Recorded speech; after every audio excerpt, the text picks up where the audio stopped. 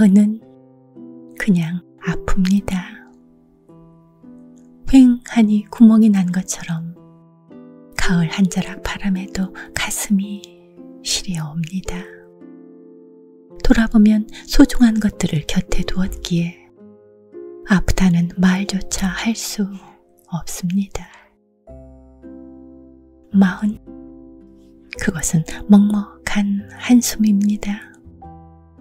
눈물이 뒤섞인 가슴을 들킬까봐 무서워 감추고 있는 시린 한숨입니다. 하지만 흔들리지 않고 피어나는 마흔은 없습니다. 고뇌의 소리를 내지 않고 살아가는 마흔은 없습니다. 안녕하세요. 감성편지의 김다원입니다. 바람 한 번에 은행잎이 우수수 내리는 날, 마음을 쓴 책을 소개합니다. 흔들리지 않고 피어나는 마흔은 없다 입니다.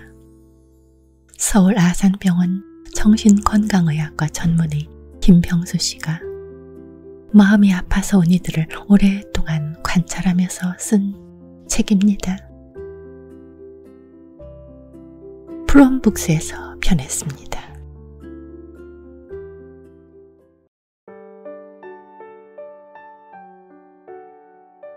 책을 읽다 보면 위로가 됩니다. 나만 그런가 하고 혼자 고민했던 일들을 남들도 다 그러고 사는구나 하는 위로 말입니다. 프롤로그를 잠깐 보면 작가의 마음이 읽혀집니다. 살다 보면 누구나 사람 때문에 상처 입고 인생의 고달픔을 맛봐야 합니다. 그런데 세상에 나만큼 힘든 사람은 없다. 거나 세상의 고통은 오직 자신이 짊어지고 가는 듯 착각에 빠져 있는 사람도 많습니다. 그러나 결코 그렇지 않습니다. 중년의 속살을 들여다보면 흉터가 한두 개가 아닙니다. 아직 아물지 않아 피가 철철 흐르는 생채기를 갖고도 아무렇지 않은 척 살아가는 사람이 오히려 더 많습니다. 지금껏 열심히 살아왔고 산다는 것이 너무 소중하기 때문에 절대로 그냥 쓰러질 수 없는 사람이 느끼는 마음의 병이 공황장애이고, 공황장애에서 찾아오는 죽을 것 같은 공포는 아직도 이 생에서 할 일이 너무 많아 여기서 그냥 쓰러질 수 없기 때문에 생기는 것이라는 말입니다. 우울증도 마찬가지입니다. 우울증은 마음의 감기가 아니라 힘든 등산 뒤에 찾아오는 근육통입니다.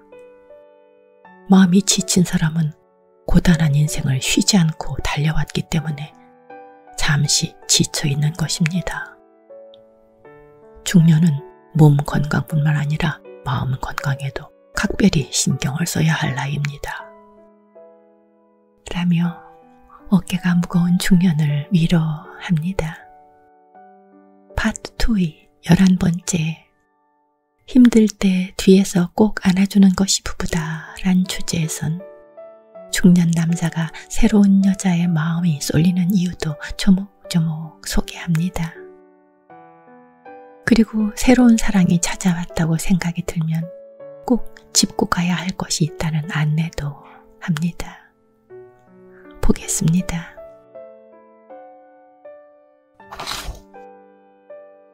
열정이 사라진 중년의 남자에게 어느 순간 여자가 나타난다. 여자는 한 남자가 오랫동안 잊고 지냈던 열정을 다시 기억하게 한다. 그리고 지금 당장 불러일으키지 않으면 앞으로 영원히 다시 느낄 수 없을 것 같은 열정을 느끼게 만든다. 다시금 사랑이 찾아왔으며 지금 놓치면 영원히 다시 오지 않을 사랑을 느끼게 되는 것이다.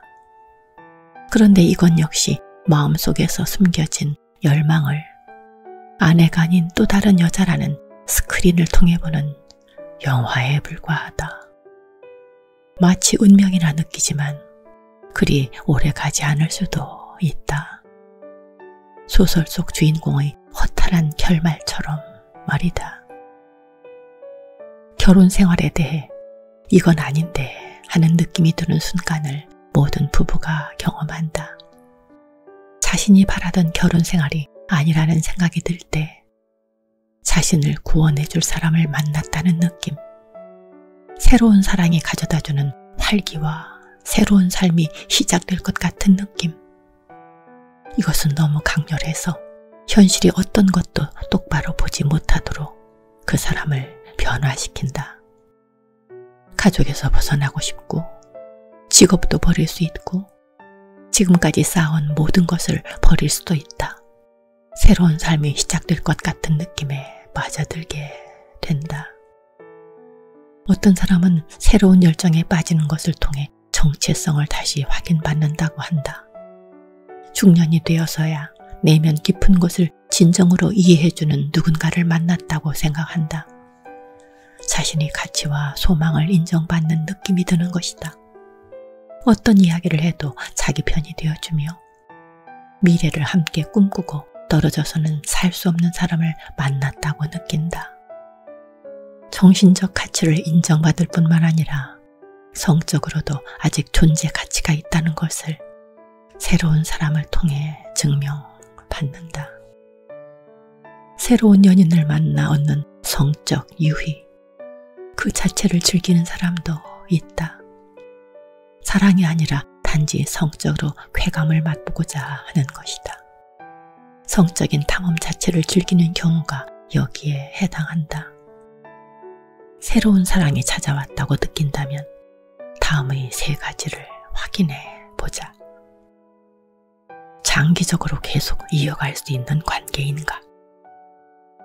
새로운 사람이 현실에서 자신을 구원해 줄 것이라는 환상이나 현재의 고통에서 벗어나게 해줄 것이라는 믿음에서 비롯된 사랑이라면 오래가지 못한다. 또 다른 현실이 벽에 부딪혀 반드시 후회할 것이다. 인생에서 진정으로 원하는 가치가 새로운 사랑을 하면 충족될 수 있는가? 사랑도 중요하지만 인생의 가치를 가족의 행복으로 꼽는 사람이 있다. 이런 사람은 중년이 되어 가족을 버리고 새로운 사랑을 쫓는다면 후회만 남을 것이다. 새로운 사람이 필요한 것인지 새로운 성적 대상이 필요한 것인지 구분해야 한다. 중년이 되어서도 이 둘을 구분하지 못하면 참으로 안타까운 일이다. 이런 사람이라면 아직도 20대의 열정을 잃지 않는 사람이라고 위로 아닌 위로의 말을 해주고 싶다. 작가는 부부에 대한 결론을 이렇게 내립니다. 모든 부부에게는 문제가 있고 힘든 고비를 넘겨야 하며 배우자에게서 절대 변할 수 없는 약점과 결점을 반드시 마주하게 된다. 피할 수 없는 현실을 받아들이지 못할 때 결혼과 부부관계는 더 고통스럽게 느껴진다. 그런데 새로운 사랑을 하면 그 사람과는 완벽한 관계를 맺을 수 있을까? 그 사람에게는 약점과 결점이 없을까? 완벽한 사람이 없듯이 완벽한 부부도 없다. 문제가 생기는 것이 정상이며 완벽한 것이 예외이다. 원수처럼 느껴지더라도 풀 죽은 얼굴로 힘이 빠져 있을 때 뒤에서 꼭 안아줄 수 있는 것이 부부다. 작가는 중간중간 사진과 함께 다른 이들이 보는 중년을 넣었습니다. 40쯤 되면 우리 삶이 전쟁과도 같다는 것을 깨닫게 된다. 전쟁에서 과정은 결코 중요하지 않다. 결과만이 모든 것을 말해줄 뿐이다. 게다가 중년에게는 이제 총알도 몇 개 남지 않았다. 삶의 전쟁터에서 생존하려면 방법은 단 한 가지. 병법을 잘 사용하는 것뿐이다. 그중 한 가지가 해야 하는 일과 하면 안 되는 일을 잘 구분하는 것이다. 빵저우의 40수업 중에서 책은 두 파트로 나뉩니다. 파트 1에선 중년의 사춘기, 지나온 삶을 돌아봐야 할 시간의 제목으로 20개의 주제를 담았습니다. 파트 2에선 중년의 길목에서 깨닫게 된 소중한 것들로 또 20개의 주제가 있습니다. 읽는 내내 옆에 누가 있다면 함께 읽고 이야기를 나누고 싶다는 생각이 들었습니다. 고개도 자주 죽어기게 만든 책입니다. 마지막으로 KBS 김정선 작가가 이 책을 읽고 쓴 짧은 글을 보겠습니다. 이 책의 저자는 수많은 중년에게 따뜻한 위로를 전하고 있다. 중년은 전투이고 시련 없는 성장은 없다는 사실을 담담하지만 날카롭게 지적해주기도 한다. 나이는 먹었지만 마음의 성장통을 혹독하게 겪고 있는 어른을 위해 달콤한 껍질을 벗겨낸 쌉쌀한 초콜릿 같은 이 책을 권하고 싶다. 고맙습니다. 대왕 참나무는 붉은색을 입고 논잎혀도 노랗습니다. 여러분의 가을색은 어떻습니까? 다음 주에 뵙겠습니다.